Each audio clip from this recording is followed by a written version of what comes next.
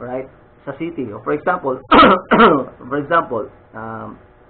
Caloocan City.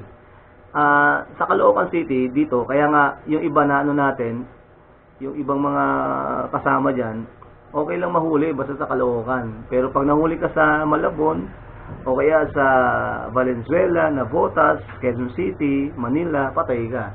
Alright? So, yung ganun. Kasi, mamaya papaliwanag natin bakit, no? It's because of the provision about general welfare.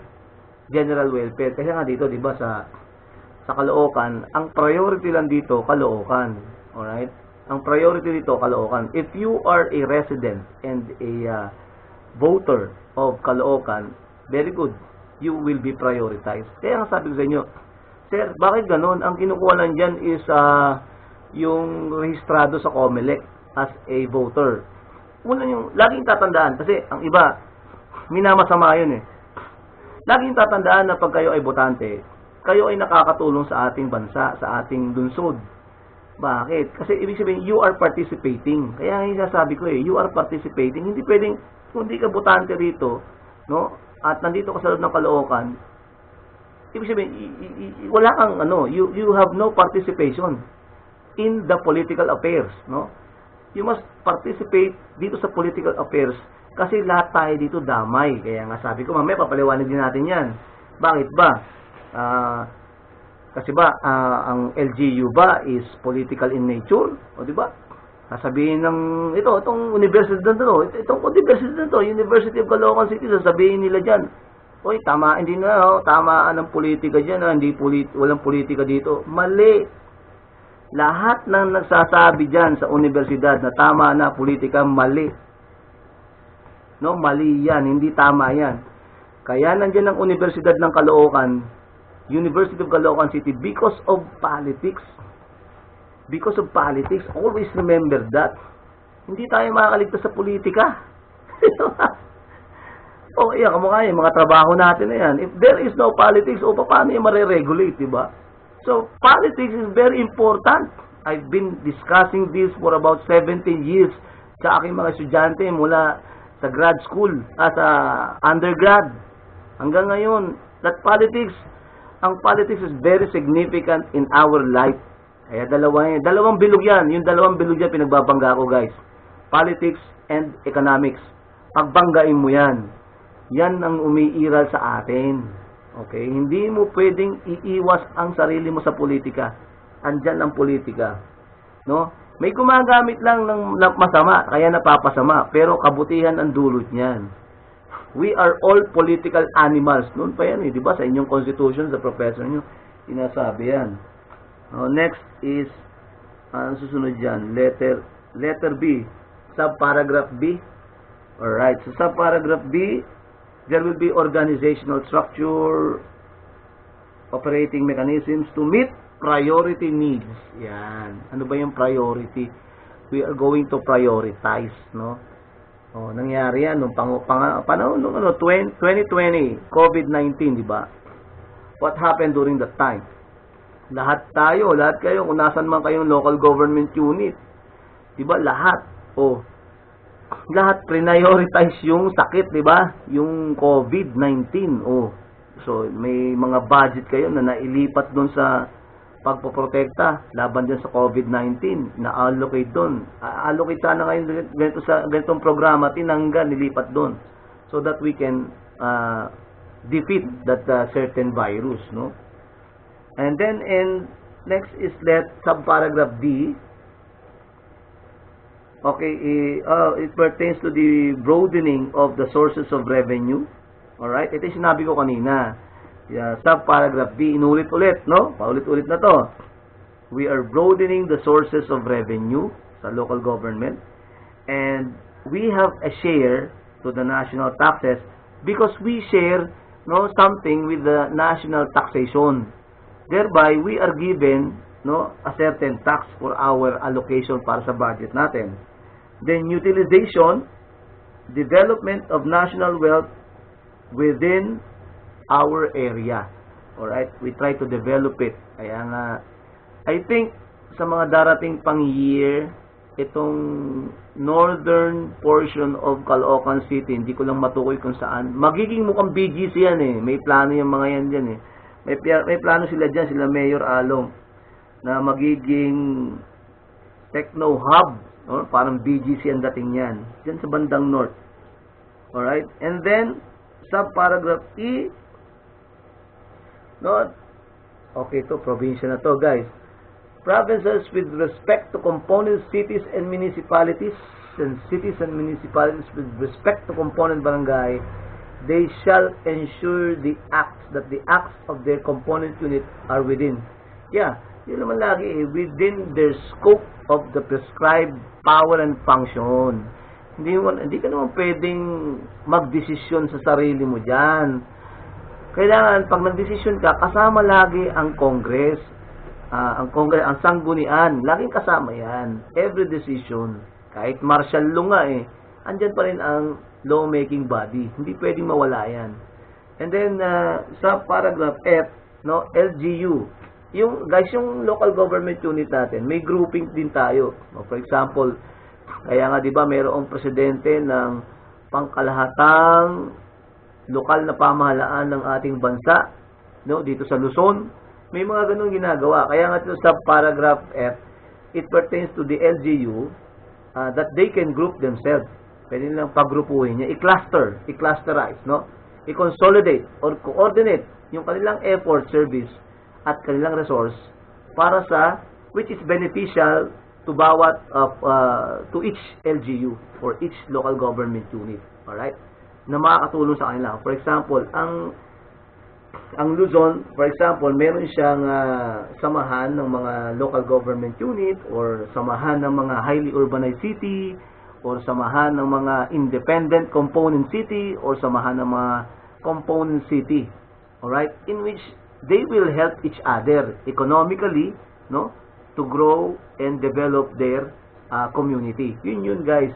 Yun yung sinasabi sa subparagraph F. Ito, tulungan na to. Ang sinasabi sa F, helping each other. They must help each other. Alright? To achieve economic growth and development. Then letter G excuse me. So yung letter G pertains to the capability of the LGU. Especially ito na, may municipality at barangay dito. To provide them with opportunity to participate actively in the implementation of the national program and project. Alright. So yan, ang sinasabi rito guys, if mayroong ginagawa ang ating city regarding a certain program or project, dapat naka-involve din dito yung ating mga barangay. Kahit sa municipality, if the municipality has a project sa probinsya, dapat kasama rito yung barangay. No? Kasi kaya naman nagkakaroon ng municipality because of the barangay. No? Kaya may city dyan, andyan yung barangay. Alright? Meron ako ipapakita sa inyong diagram para maintindihan ninyo ng maayos kung ano yung ibig natin sabihin dito. No? Siguro mamaya papakita ko sa inyo. Or if hindi siya abutin, i-sketch ko lang tapos ipipicturean ko para maintindihan ninyo. Then, the next thing is letter H. Tama? H na tayo, no? Shall be continued and enhanced local autonomy. Yes, not only by legislative but by organizational reform. Yes, reform. Here for letter H, reform is only necessary, no, if there are any loophole for a certain matter. Kung may problema, doon natin ire-reforma. Magkakaroon naman ng reforma kung may problema eh. No, if there are no problem, thereby there will be no reform. Patuloy natin. Kailangan maganda ang kanyang flow ng certain program or project, etc. Alright? Then letter I pertains to the ecological balance. Letter I. Always remember that. Kasi pag ang example, may bibigyan ko sa example, no? Medyo sensitive to. No? Meron kasi tayo dati yan na kasamahan. Sa Bulacan to, no? Sa Bulacan. Taga Bulacan siya eh. May kasamahan tayo dyan. Yes, raise your hand. Cheryl, ano yung Cheryl? Go ahead. Cheryl. Yes, yes. Go ahead, Je. Yes, yes. Oh, letter G. Sige, Je.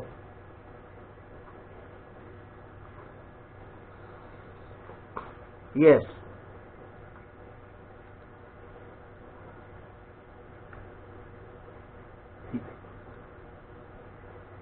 Yes, yes.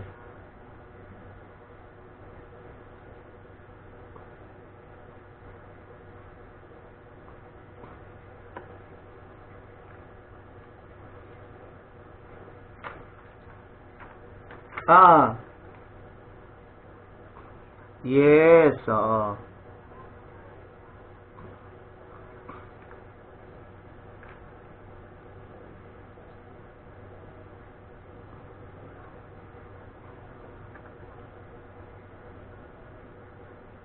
Tama, tama. Oo, para so that go ahead.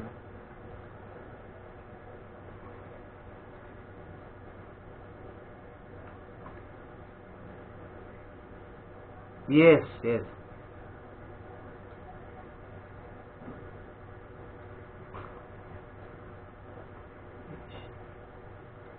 Hmm.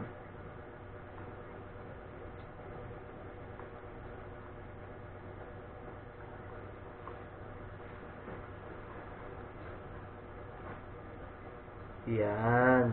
That's correct. That's very correct. 70% by the national government. Okay? So, hello. Okay. Yes, yes. Yes. Okay. So, yan.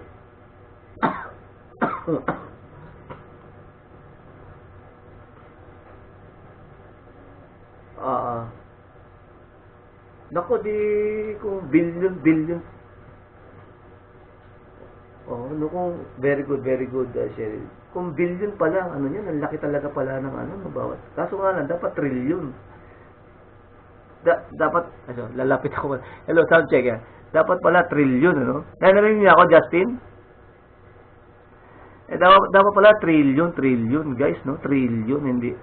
70%, yan, maganda yan, magandang ano yun. Dapat it must be continued talaga dapat na. No? Alright, so,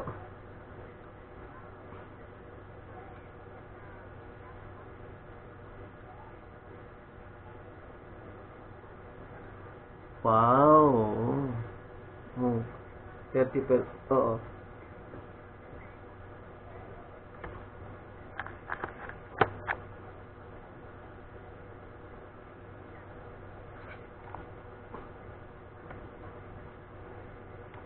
Ah,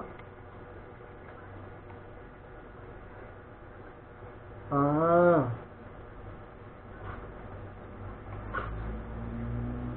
oh, okay.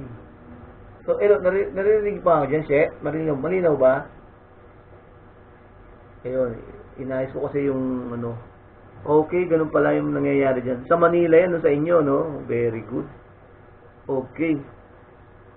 So, maganda. Kaso nga lang sana,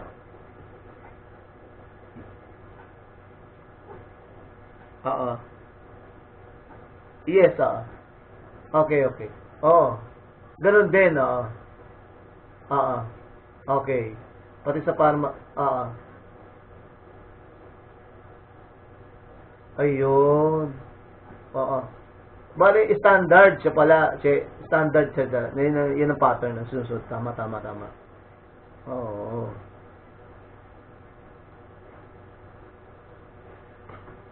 Oo. Okay. Oo, naku, sana, ano, no, na, ganyan. Kaso nga lang, narinig ko na, medyo na, ano ko no, na alarma ako, na sinabi ni President Marcos Jr. na, shutdown daw, dahil, pag pag yung, sa Supreme Court, ay ang Supreme, kasi nagsampa di ba ng kaso regarding the national budget, to suspend the national budget because there are inconsistencies. Nagsampa to sila Attorney Vic Rodriguez sa Supreme